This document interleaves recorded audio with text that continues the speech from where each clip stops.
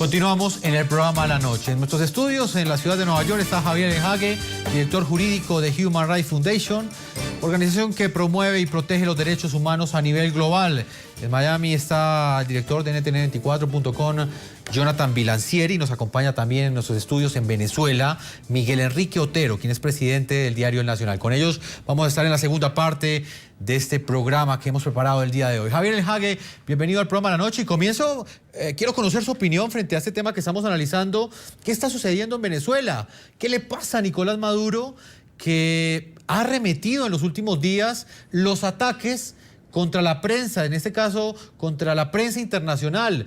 Medios que han informado sobre una aparente crisis que enfrenta la salud en Venezuela, cuestionamientos al sistema de salud venezolano que en cualquier otro país harían parte de la democracia, pero en Venezuela no lo son. ¿Qué le sucede al presidente Nicolás Maduro? Gracias, Jefferson, por la invitación. Sin duda, el presidente Nicolás Maduro está actuando con coherencia, ¿no? Con la coherencia de un líder autoritario que representa a un gobierno autoritario, con una tradición autoritaria desde el ingreso al poder del presidente Chávez, y cuyo trayecto ya fue explicado por Carlos Lauría del Comité para la Protección del Periodista antes que mí, ¿no? Entonces, él está siendo coherente con un gobierno de talante autoritario. Específicamente, Venezuela es, junto a Ecuador, Bolivia, Nicaragua, un grupo de gobiernos que se califican como autoritarismos competitivos, que es una forma ya de gobierno no democrático, pero que no llega al nivel de dictadura como por ejemplo, existe el régimen que existe, por ejemplo, en Cuba. La diferencia principal es que si bien hay un talante autoritario del gobierno, se cierran ciertos medios de prensa, se tiene una política sistemática de hostigamiento no solo a la prensa crítica, sino también a la oposición política, ¿no? Todas estas son características del régimen autoritario competitivo. Sin embargo, sigue existiendo oposición, sigue existiendo uno que otro canal crítico. Si no están los canales críticos, por lo menos sigue existiendo el Twitter, sigue existiendo algo de Internet. Esa es la característica del régimen autoritario competitivo. Venezuela está en el borde de pasar de un régimen autoritario competitivo a un régimen ya autoritario completo, al estilo de Cuba, en este caso, que es el único en América Latina que tiene ese régimen. Ahora que cayeron las dictaduras anticomunistas de los años 70 y 80 en América Latina. Luego de eso, el único que quedó y que continúa hasta ahora como dictadura en América Latina es la dictadura de Cuba. Entonces está siendo coherente el presidente Nicolás Maduro en ese aspecto, pero claro, es una coherencia negativa, ¿no? Es una coherencia negativa que no es de ninguna manera virtuosa y demuestra la falta de vocación democrática que tiene el presidente de Venezuela. El hecho de que no entiende que la crítica es algo positivo. La democracia es caótica, está llena de opiniones críticas que se contraponen, que no coinciden, y esa es el caos virtuoso que tiene la democracia y que permite a las personas decidir cuáles son las ideas en las que ellos van a creer y que van a perseguir y los líderes que van a elegir. Esa noción básica el presidente de Venezuela, no, así como todos los líderes autoritarios que ya mencioné, no la tienen y por tanto toman cualquier crítica como un ataque, como una guerra mediática. Usted ha visto los términos que utiliza él, ¿no? Sí, terrorista mediático. Es una guerra, una campaña psicológica contra el pueblo venezolano. ¿Me entiende? Una serie de abstracciones donde él se arroga la representatividad de todo el pueblo venezolano. Y claro, el único que se puede arrogar la representatividad de todo el pueblo es alguien que escucha las diferentes opiniones del pueblo y representa esa diversidad de opiniones. Señor Hague. El que toma a la mitad del país como terroristas, como, no sé, que están haciendo una guerra mediática, una guerra opositora, es solamente el que no es tolerante, el que no es democrático, ¿no? Señor Hague, permítame, voy a Caracas, Venezuela, con Miguel Enrique Otero, presidente y editor del diario El Nacional. Señor Otero, ¿usted a qué cree que responde este pronunciamiento tan agresivo del presidente Nicolás Maduro? ¿Realmente existe una preocupación del mandatario en la forma como ha sido informado a nivel internacional esos cuestionamientos que se han emitido contra el sistema de salud venezolano, contra una enfermedad de la cual aún no se conoce su procedencia y las consecuencias que trae? ¿O es esto una cortina de humo como las que, según muchos analistas, suele levantar el régimen venezolano para tapar otros problemas, y de fondo estamos ante una realidad bastante difícil que el mismo gobierno quiere ocultar? Bueno, primero, Venezuela está viviendo una verdadera catástrofe en términos de servicios públicos, en términos de abastecimiento, en términos de inflación, en términos de inseguridad. Y en los últimos tiempos la popularidad de Maduro ha caído estrepitosamente. Entonces, por supuesto, si ahora se les monta una crisis de salud, pues eso contribuye a que pase eso. Entonces recurren a lo que siempre recurren, que es al método autoritario, descalificar a los medios nacionales e internacionales. Porque aquí lo que pasó fue que el presidente del Colegio Médico del Estado de Aragua, donde está el hospital, hizo una declaración, y el gobierno, en vez de decir, bueno, eso no es verdad, estamos haciendo esto, no, simplemente atacaron al médico, dijeron que se lo iban a llevar preso, le iban a abrir un procedimiento, y la ministra de Sanidad todavía no ha hablado, habló fue el gobernador, en términos violentísimos.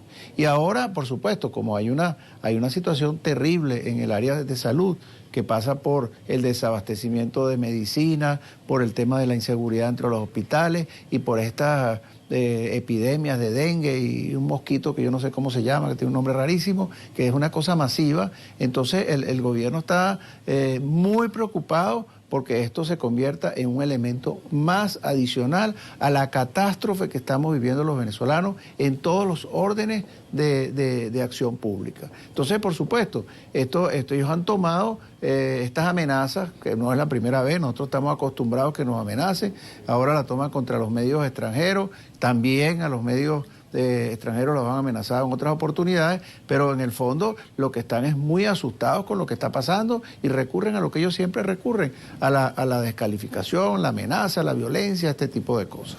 Jonathan Bilanciere, director de NTN24.com en Miami, Florida.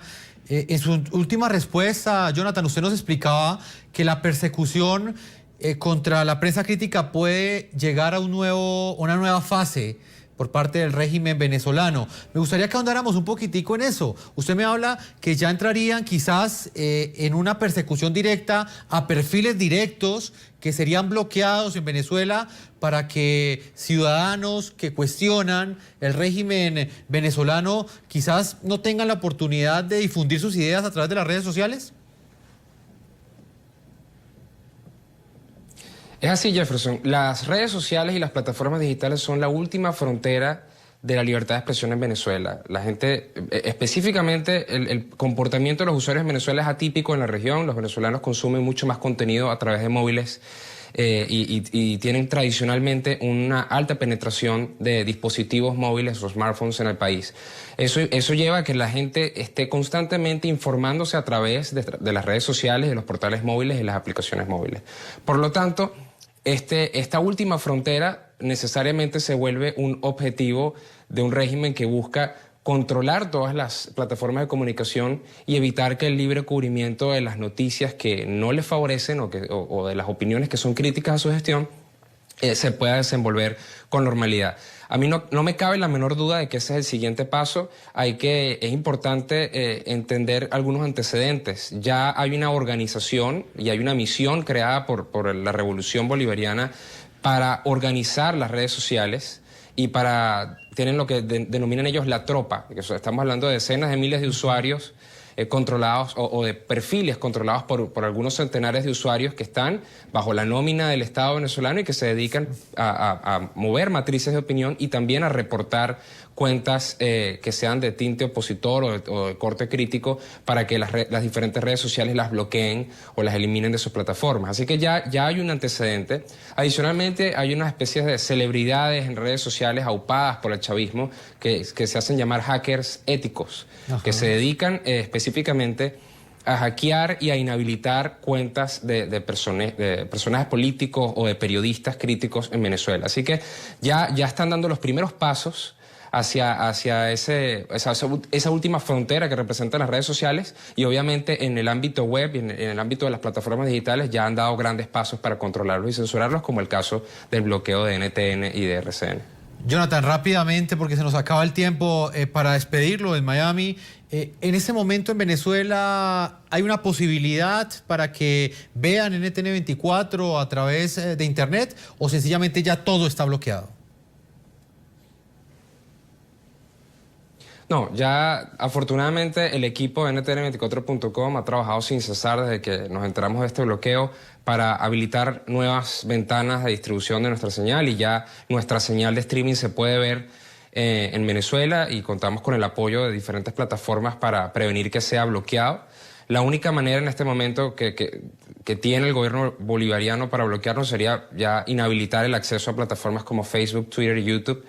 No creo que todavía estén a ese nivel de censura, pero es una posibilidad. Pero mientras esas plataformas de redes sociales se mantengan en línea, nosotros vamos a poder llevar nuestra señal en vivo a los venezolanos. Y esperamos que en las próximas horas podamos tener también una alternativa para que todo el resto del contenido digital de NTN24 llegue nuevamente a Venezuela a través de ventanas alternativas que estamos en este momento desarrollar, que no quiero dar mayores detalles, pero que pronto vamos a poder anunciar a toda nuestra audiencia. Jonathan Milancieri, director de NTN24.com, gracias por habernos acompañado. Gracias a ustedes. Y también quiero despedir en Venezuela, también nos estuvo acompañando Miguel Enrique Otero, presidente editor del Diario Nacional. Señor Enrique Otero, yo le agradezco el tiempo que nos concedió y lo estaremos consultando para seguir pues al lado suyo, de alguna manera entendiendo qué es lo que está sucediendo en Venezuela, y también apoyando y solidarizándonos con estos medios de comunicación que cada vez tienen un margen de acción mucho menor en Venezuela. Muchísimas gracias. Cuando quieran me llaman. Y en Nueva York también le agradezco mucho a Javier Alhague. Él es director jurídico de Human Rights Foundation. Le agradezco mucho por habernos acompañado, señor Alhague. Gracias, Jefferson, por la invitación y felicidades.